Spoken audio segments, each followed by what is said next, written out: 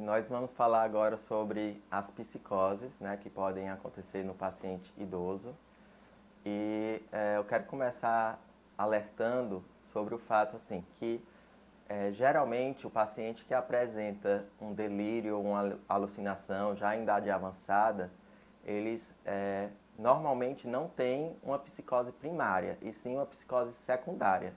Então, cerca de 60% dos casos de psicose no paciente idoso não é uma causa primária, não é uma esquizofrenia, não é um transtorno delirante persistente, e sim é uma alteração clínica que estaria causando aquela manifestação. Se fala muito sobre os 6Ds, né, da psicose no idoso. O primeiro seria o paciente que tem demência, por exemplo. Ele pode apresentar psicose, pode apresentar alucinação, delírio, né? E isso é muito comum. O paciente com depressão, ele também pode apresentar, né, uma psicose. Cerca de 20% dos pacientes que apresentam depressão, eles podem ter também esse sintoma, essa manifestação, que seria um delírio, né, geralmente um delírio de ruína, ou mesmo alucinações, né? O paciente com doenças, né? Doenças clínicas, também pode apresentar essa manifestação, que nesse caso seria um delirium, né?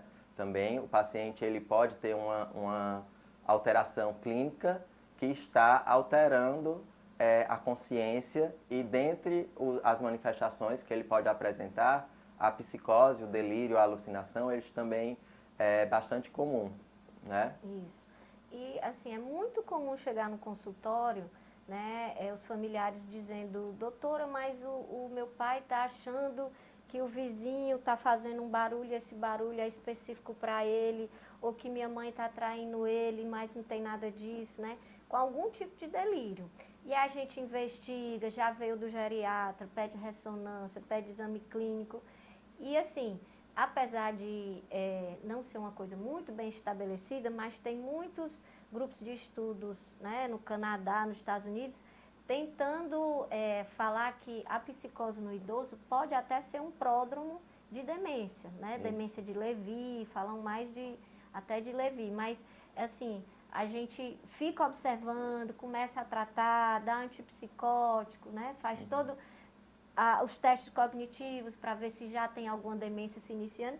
E aí a gente não pega nada, mas ele está lá delirando, continua. Muitos remitem, né, com a medicação, com o antipsicótico, a gente vai subindo devagar e tal, e dá certo.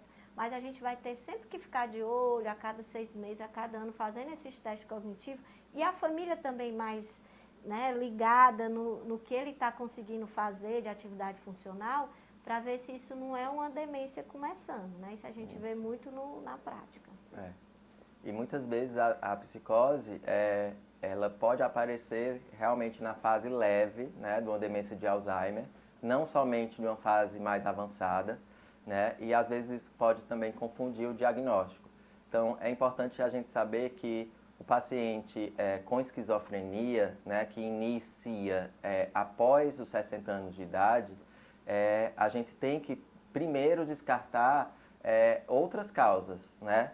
Porque a esquizofrenia realmente ela acomete o paciente idoso, pode ser um paciente que tenha mais de 40 anos, é mais prevalente, é mais frequente do que aquele paciente que inicia um quadro psicótico primário após os 60 anos, mas cerca de 4% dos pacientes que têm esquizofrenia após os 60 anos de idade.